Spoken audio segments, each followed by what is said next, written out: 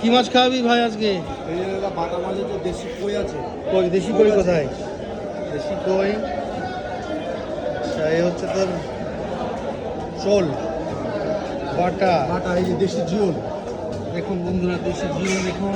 আমার দাদা বাপ্পাদার এই ছোটো চিংড়ি আমি দিতে পারবো না। এই চিংড়ি আমি নেবো না। আমি ওই জন্য বলে উনি নদীর আড় আছে। আর কত করে দিচ্ছিস? আর এখন 500 টাকা কিলো না কি বলছিস? ছোট এই সাইজ জ্যান্ত মাছে বরফের মাছ হলে এই মাছ হলে 250 টাকা কিলো বিক্রি হয়। এখন নড়ছে দাদা এই আটটা দাও তো। আটটা দেখ কত টাকা হয়। আর কি আছে? পার্সে কত করে? পার্সের 60 টাকা সব আপনার দাম। না পার্সে লাগবে না, শুধু আর দাম। এই একটাই হবে কি? একটাই হয়ে যাবে। আজকে শনিবার না, আজকে শনিবার কেউ খাবে না। সে বল দেখি আটটা তোল একটু হাতে। কোথাকার আরে? নদীর মাছে। কোন নদী?